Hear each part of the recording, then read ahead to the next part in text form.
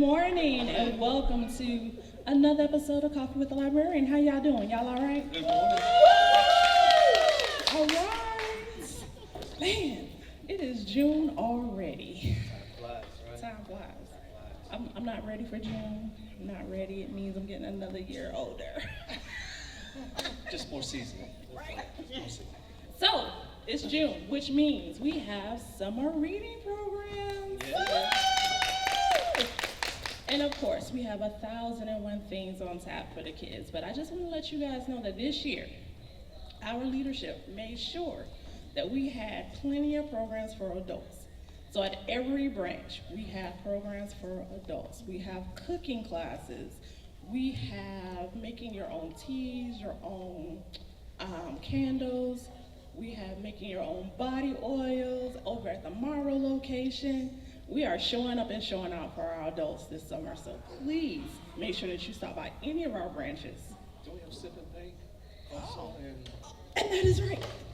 For those of you who loved Chelsea will be back this summer doing sip and paint at 3 of our locations, I believe, and maybe 4, maybe 6, I don't know.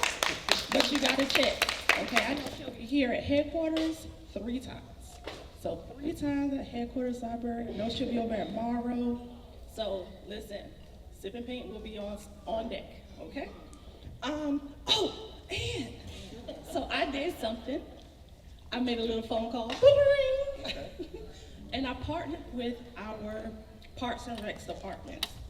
And we will be having not 1, but 2 parking lot movies on the Jumbotron at the headquarters library on Tuesday. So woo! Bye, bye, bye. So look, when they tell me I can do things, I like taking them right. So a round of applause for our management team because they do an amazing job letting me be free. So I believe that is all the announcements that I have. So I'm gonna go ahead and take it over to our amazing Director Scott Parham. Good morning. Good morning. Hey. How you doing? I'm fantastic. How about you? I'm great. Happy June. Happy June. Happy June. And thank you all for attending as always, and those that are viewing us online. Good morning. Good morning. We usually start this episode or the episodes out by responding to any questions that have been submitted online. So do we have any questions or anything that I need to address?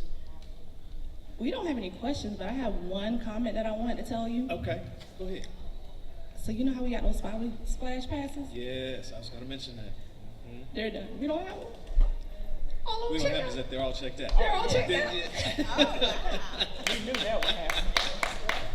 So for those who are just tuning in or who don't know, we have partnered with our Parks and Recreation Department, and we have Spivey Splash Passes. That's a mouthful, right? And so at all of our branches, including headquarters library, we have passes that enable a family up to 4 to attend the Splash Park free of charge. And so, as Kim mentioned, all of the passes that we have or that are in our possession are currently checked out. So don't wait till the end of the summer to try to get them. As soon as they get returned and checked back in, check one of our branches and get your passes. All right? Did you tell them that they're available at all the branches? I think I did, but if I didn't, yes, they're available at all of our locations, all 6. All right. So, if there are no additional questions, I think what we're going to do is just jump on into our special guest today. For those of you who follow us and follow us monthly, I bring in folks who have rich information, valuable information for our community. And today is no different than any other. And so this morning I would like to introduce Ms. Nicole McDowell, and I will let her give her title and introduce herself. Good morning, everyone. As Mr. Parham has stated, Nicole McDowell. I'm with Clayton County Public Schools, and I'm the program administrator for our adult education program. Very and nice. Thank you so much for having me. I love the energy. Oh yes, absolutely. Like, woo! And so, as Nicole mentioned, we have been partners for a while now. Yes. And so what we're going to do this morning is talk about that partnership, talk about how we expanded on the partnership, and just to get some more information about what she does in her department and her wonderful staff. And so we will jump right into it. Do we have anything else? Or we good? Okay, fantastic. So, what led you to being in adult education and student support? So first, let me just share, give this disclaimer. I'm a spiritual person. I'm not trying to infringe my spiritual beliefs on anybody, but I believe it was divine intervention. So I started, I've been in education now for 29 years, for 27 of them in K-12. I started my administrative career, I'm from Milwaukee Public Schools, and I started my administrative career in student support. And one of my roles there was working with adjudicated youth. Got it. So any of the adjudicated youth that had come into the district, they had to come through my office to get a school assignment because of, different, whatever the infraction was, or different, if it didn't happen at the school, whatever the case may be. And it was all about the appropriate assignment. Part of that, there was different educational pathways older students could take within the district, and one in Wisconsin is called GED Option 2. Okay. So different experience than adult learning, but still the same platform for earning that high school credential. So the start of my, like I said, administrative career is student support, which I feel is the nucleus and the heartbeat of every school district, because that provides those wraparound services and the nurturing and the well-being that students need. Into adult education, when the opportunity presented itself with Clayton County's public schools, it was just like a natural transition for me. Adult learning is somewhat different than the K-12 sector because there is a different structure. Sure. Coming into adult learning, no one's calling to see if you're not in class.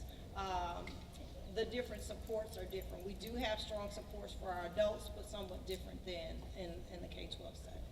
Okay, great. What are some benefits to obtaining a GED? I would say the first benefit is, and I feel comfortable in saying that, that's a major milestone for all of us to accomplish. So one would be that confidence and that feeling of accomplishment that you've earned your high school diploma. And then if you think about improving the quality of life, what Dr. Smith, Anthony Smith, our superintendent, he calls it the 4 E's. Obtaining your high school credentials leads to employment, it can lead to enlistment, it can lead to entrepreneurship, and it can also lead to enrollment into post-secondary education. So it opens up a number of doors for you when you have that high school credential. Sure. I'm gonna give probably TMI, but I taught school for a number of years, previous lifetime. Okay, And I taught alternative students. okay, So these were students who had difficulty in a normal classroom setting. right, And for the vast majority of those students, we knew that finishing high school was probably going to be a challenge, right, and attending a 4-year or 2-year college afterwards was also going to be probably challenging. So there has to be something else there. And so part of my, I guess I'll say, impetus to partner with your department and add GED training and the ESL component, which we'll talk about a little bit later, was very important to me, because we see it every day in our branches where folks come in needing something, right. needing either resources, needing direction, needing sometimes just a boost. Mhm. And so we are very, very fortunate and pleased to have this partnership. And if I can share with that too, Clayton County Library System has been one of our biggest partners and supporters.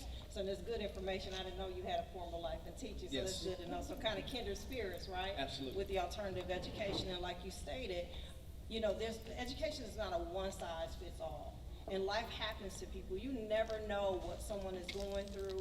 And oftentimes you find, I would say with my experience in dealing with adult ed, very highly intelligent people. In addition to, I don't know if people really understand, that GED test, that's difficult. It is. If you ask me to take that math test right now, I'm gonna have to sit in a couple classes, because, it's everything that you learn in high school, you don't know what the questions will be.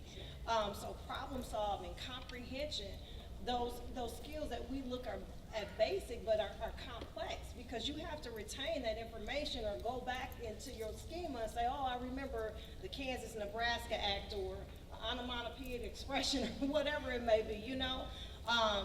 So to add to that, to have the library as a safe space for the community and to be able to provide GED here, you know, anytime we come into something in this uncharted waters, you need to have that welcoming feel. And I know for me, when I come in, everybody's speaking to me. I feel like a superstar when I come to the library. Thank you so much. But I know that the students that are coming here for those services, they feel the same way. The support that you provide for our staff here, you know, it's like we're family, you know, and it just naturally merged together. So thank you for that. Sure. Let's jump into some statistics. Okay. Can you provide some statistics for adult literacy and the number of adults that are pursuing a GED? I'll keep it specific to the county. Okay. The 2021 census for Clayton County indicated that approximately 30,000 residents do not have their high school diplomas. In regards to the age, 30,000? 30,000.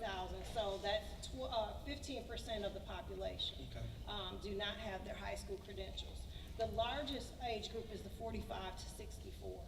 In our program, we have students from ages 16. Our oldest student is 74 years old.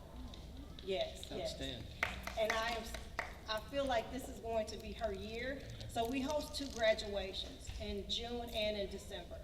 And I'm looking forward to her crossing that stage by December. So, yeah. Huge milestone. Oh, yeah, for sure. Great. So, is there a cost factor for anyone who wants to obtain their GED?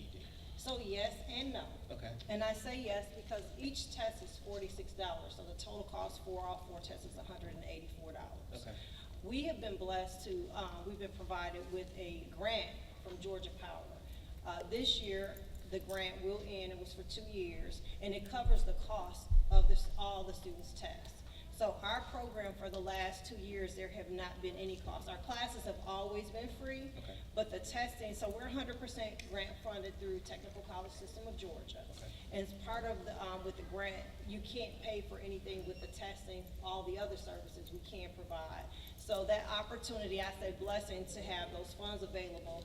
It takes some of that angst off of students because times are hard for people. $46, that's somebody's groceries for them and their children, you know? Sure. And to take a test, you don't know if you're gonna pass or fail it, and you spend $46 and $184, and let's say you have to take a test 3 times, I mean, that's a lot of money for people. It is. Correct, yes. And then the other thing I'll add too, just to add to that, with easing the angst, test anxiety is real. You know, I'm nervous about taking this test, and then I have to go and take my money as well. So that has really helped our program and been beneficial to the staff and the students. Great. Piggybacking off what you just mentioned about the test taking anxiety, if there's folks out there watching or even here in the building who are listening and who are kind of on the fence, should I, maybe I'm too old, or maybe I don't retain stuff as well as I used to, or I've got children, or I've got, a marriage and I just can't commit or devote the time, what would your advice be to them? Or what would you say to them? The biggest obstacle for them to get over is just to take that step. And I use blessing a lot because it has been a blessing. The staff that I work with, we're nurturers by nature. I think we all just come together and do whatever we can to support students. And one big push that since I've been in adult ed with this team is, it's all about creating a calm. And like I stated before, the welcoming environment here, that helps create that calm. With our testing center, so we're a national testing site. I don't know if anyone knows that, but Clayton County Public Schools is a national testing site. So let's say you started your program in Oregon, and you happen to be visiting and you feel the need to come take your math GED test.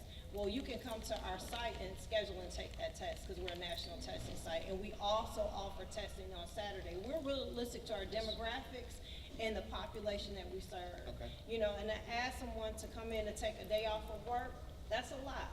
So we offer testing on Saturdays. The month of June, we actually offer testing every Saturday. Okay. Yeah. Very nice. Very nice. Yeah. So creating that calm is really important.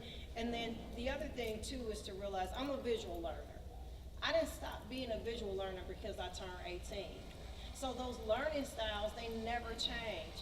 So we've been big on our staff development with making sure that we're providing those instructional strategies and supports our students need based upon their individual learning styles. The other thing is too is making sure that we provide differentiated instruction, because we have students that may have a skill set at a 6th grade level, but then you have some students that are much more advanced. So we're cognizant and mindful of all of those things. And I think it's very nice that the classes are being held here in the library. Yes. Where literacy is so very important and valuable. We got thousands and thousands of resources available here. So again, if they're having issues in the classroom, all they can do is step outside the door, and another set of support for those students is available. And a key success to that, like I stated before, the blessing with the staff, is Ms. Walker. Yeah. Does a Absolutely. phenomenal She job. does fantastic. And her demeanor just supports creating a calm, because she's always even keeled, just cool and easygoing. Absolutely. And I'm gonna steal that phrase, creating the calm. Yeah. Oh, thank you. I love it. Yes. Yeah. Sherry, put them next staff meeting. You see my superstar moment? I gotta keep coming here. I love it, right? So let's pivot. Okay. Let's pivot to the other portion of the partnership, the ESL classes. Right. Go ahead and talk about that a little bit. So we also offer ESL classes for students. Right. So that's creating them to improve upon their English speaking skills, and also too, not assimilating, but integrating into the community. Okay. We have a large Haitian population, and Hispanic population, and African and Vietnamese. Those are our 4 top populations that we serve within the ESL program. Okay. So we teach reading, writing, comprehension skills for our students, and also connecting them with resources. And we know, like I stated before, library is, you say the library, just, you know, it's like the library. Like we all like, go to the library, you know, it's common. And they can come into a community organization like the library and not only get those classes, but also resources. You all do things with SNAP and other different events to support families and residents in the community. Wonderful, wonderful. And again, my question, is there a cost factor for the ESL classes? 100% free. 100% free. So for the classes, for again, English as a second language, for anyone out there listening, watching, in the building, please, if you're on that fence, just take a step. Just take a step. Take that step over. Yep. Wonderful. What initiatives, no, I'm gonna come back to that question. Are there other services that the adult learning programs in your office provide or support? We do. We provide, it's called integrated educational training, so it's vocational training. Okay. And students go through vocational training within our program, and they actually leave with credentials, workforce credentials. We had partnered with Atlanta Regional Commission last year. We were the first public school district in the state to partner with them with this welding lab. So they brought this unit on our campus, and 7 of our students earned their welding credentials. Out of those 7 students, 5 of them have employment, their GED and employment. We partner with Construction Ready, so we've had students go through and get their OSHA training and construction credentials, and they're in employment. We partner with Georgia Power, not only for the grant, but we created what's called the YES program. And it's the first one that's been done in a public school district, and it's called You Are Skilled and You Are Employed and Skilled Now. And so we did it every quarter. This was the first year, and students learned those soft skills that they need to go into for the interview with Georgia Power, the union, and Atlanta Gas. We had one particular student that's been highlighted, had a really difficult past. He, was in the prison system. He shared a story publicly, so I feel like he'd be comfortable with me sharing. Had been shot, had some struggles, completed his GED program, went through the YES program, and that young man now is going to be working for Georgia Power. Nice, Yeah. very nice, very nice. And then our new initiative, I'm sorry. No, go ahead. We're doing medical billing and coding. Okay. So students will leave with their medical billing and coding, and one of our teachers actually works, she's part-time, and she works in the medical industry. And the first thing she said is, "Oh, I can get him a job." And I'm like, "Okay, yes, ma'am, you're hired." There you go. Nice, nice. And if anyone is familiar with welders and how much welders Right. make, It really is. It's life changing, and that's what we talk about with improving the quality of life. You get your high school diploma, but now you can provide for your family. That's building wealth, Absolutely. generational wealth. In addition to the resources, different programs for housing, and we talk about pensions. I remember going into a class and I said something about, I was making a joke. It was a younger student. I was like, no, you're going to get this high school diploma because I need my Social Security something. And get you out there, buddy. I've been doing this a long time. And I said retirement and pension. And I remember some of the students looking like pension. I said, y'all don't know what a pension is? I was like, oh, there's another class on financial literacy. So we do a number of things to support our students. So it's a complete wraparound program. great, wonderful, wonderful. What initiatives or actions should the county as a whole, and I'm not talking just about the school system or the library system, but are there initiatives that Clayton County and the Board of Commissioners could take to help advance what you do? I'm just sharing the word and putting it out there. I came up with this slogan of educate Clayton. Okay. Like really putting it out there. 30,000 residents without their high school credentials. That's huge. That is That's huge. huge. And if you think about the advancement of the community and everything that's in place with the housing that's being built and the different businesses that are coming to the county, just think about Airtropolis. We're a part of that. We're educating our own residents. Well, guess who's working? They're thriving in their own community. So sharing that word and just really, we have to educate our entire community. Not just K-12, but our adult learners as well. Agreed, agreed. So are there any upcoming events or programs that you would like to highlight? Well, one is our district's Back to School Bash, which is July 26th. Okay. And I say blessing again because our board, Clayton County Public Schools Board, and our superintendent, they strongly support the adult education program. There are a total of 4 school districts that have adult learning within the state under the Technical College System of Georgia. And I feel comfortable in saying, I feel like my superintendent is really like boots on the ground. He understands and he's sharing the information.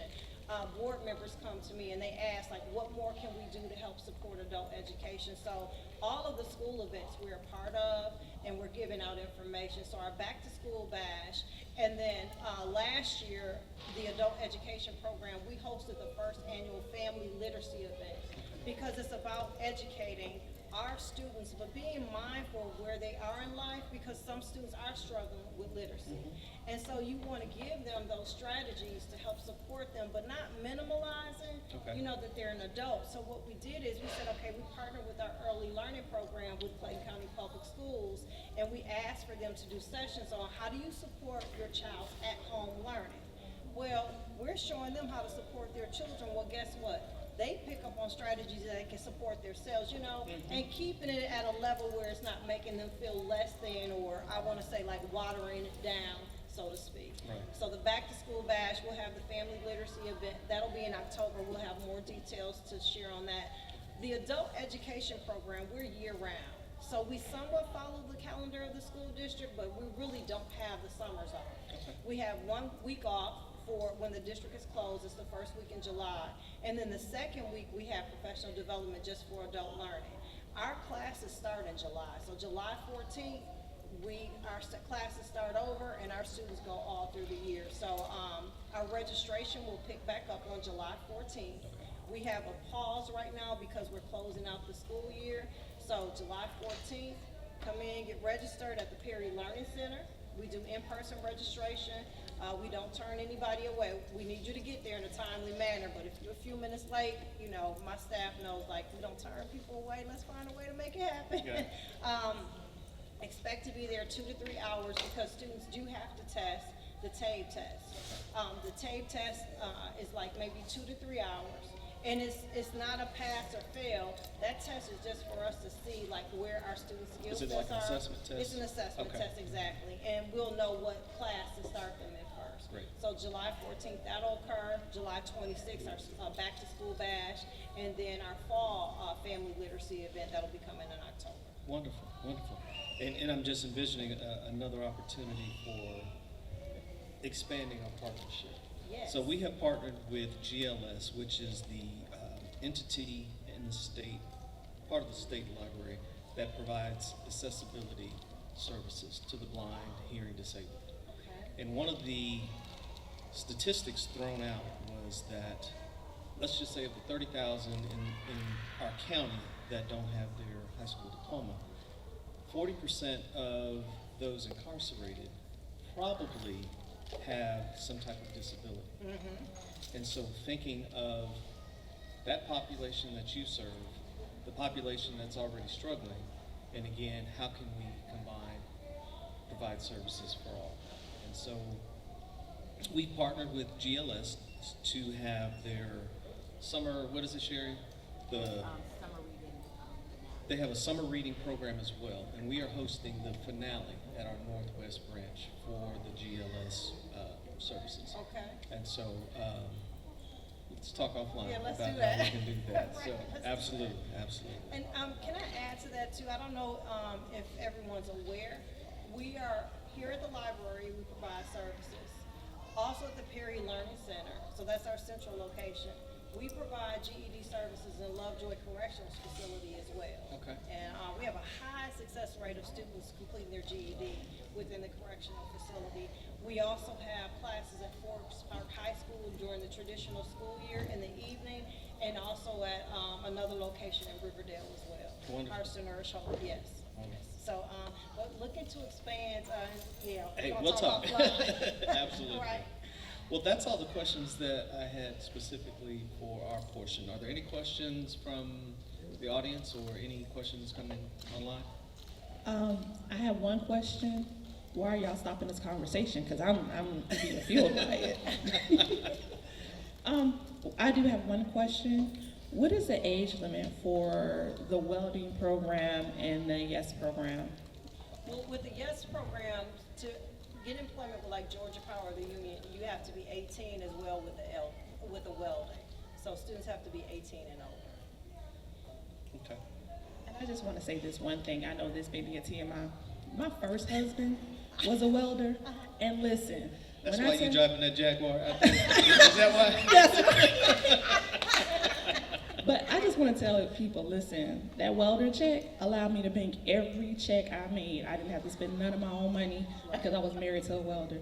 And he only spent 2 of his checks to take care of our household, insurance, everything. And he had 2 checks to himself. So if you're interested in being a welder, the money alone Right. is enough to say, I'm going to do that. But then also too, Right. if you think about it, I mean, you start off as a welder, and this is, so, at one point in time, I had another life too. My husband and I, we owned a construction company. And even sharing with students non-union versus union and the benefits that you have with that. And you think about it, let's say 21, I know one of our students was 21. You leave that program and you making $60,000, $70,000 a year. I mean, no, and nothing against, different pathways, so I'm not knocking anything with college, but it's not for everyone, and you have to think about the financial implications of that. You're coming in, you're able to help provide for your family, as well as for yourself. And then what I was sharing with the students, okay, I tell everybody this, don't think just, I need to go in and work this job. You work this job, put you a 5-year plan in place, and then you think about how you're gonna go to the next step. Then I want you to think about how you're gonna open up your own welding company, and you're gonna be that entrepreneur. So we really pour into our students, but thank you that's a great point, because it's a good career to go into, and there's different pathways you can take just from starting off as a welder. You can go into other sectors as well. Very nice. Very nice. Any additional questions, comments? Yes, Mr. Yeah. Hall?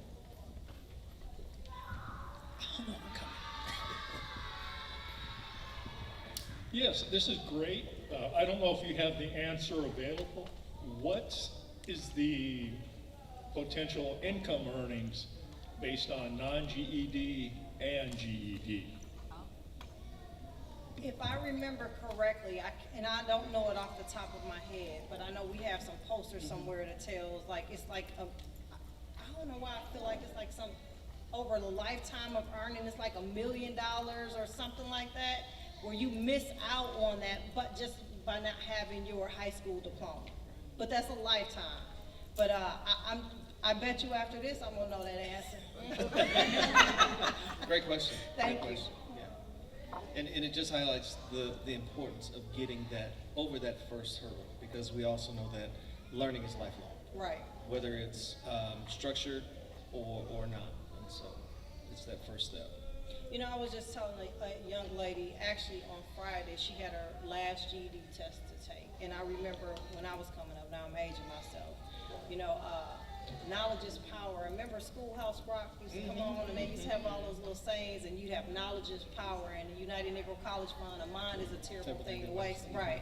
And I was telling her, these were the things that we heard all of the time. But at the time, you just like, you know, you're getting through life, having a good time. But now that I think about it, and I was sharing with her because she was nervous, I said, you have it. Her scores were high when she took the tape. I said, you are highly intelligent and very bright. And I told her about knowledge is power and a mind is a terrible thing to waste. And what I shared with her, and I used to share this with my students as well, once you learn something, nobody can ever take that away from you. That's that power.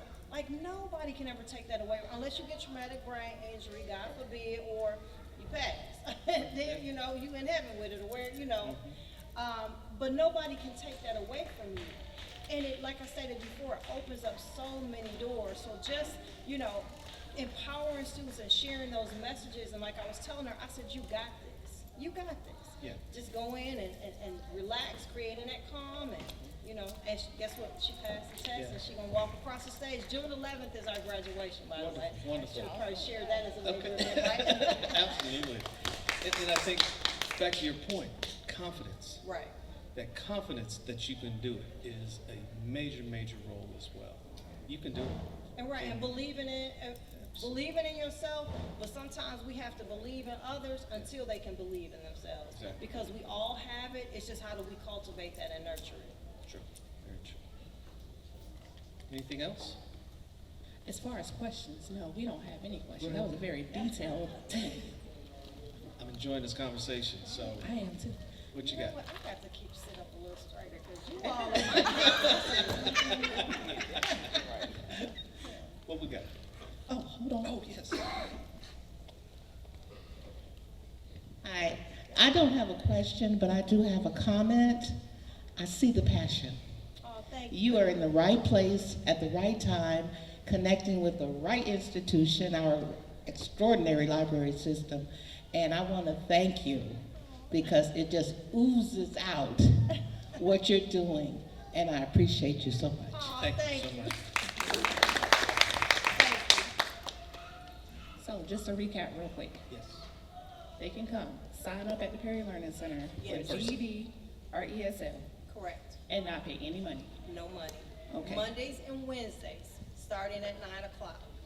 Be prepared to be there 2 to 3 hours. We do registration, orientation, and then the testing. Okay. I think that's it. That's it? Yeah. Just a wrap? I have an announcement, but other than that, Please, yes. this week, Yes. the bookmobile will be at South Clayton and Flint River Recreational Centers. Okay.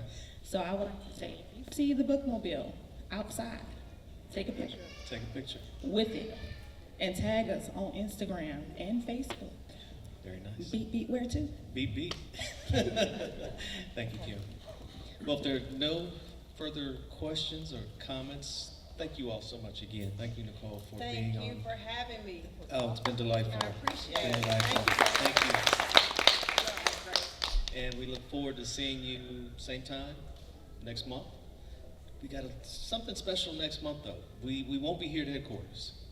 We're going to be filming at the Northwest Branch, and we're going to have cookout. So in conjunction with Coffee Librarian. Marcus on the Grill. Marcus on the Grill. I think we need to call this Cookout with the Librarian for next Cookout with the month. Librarian. Yes. So we can set up a GD class. Huh? Yeah, absolutely. No. So next month, stay tuned. We will be at Northwest. We will be broadcasting live again, but we will have a cookout and celebrating the summer. So we invite everyone to come, and we'll look forward to seeing you all then. Thank you. Until then, have a fantastic June. Be safe, stay hydrated, and thank you again for tuning in. Bye.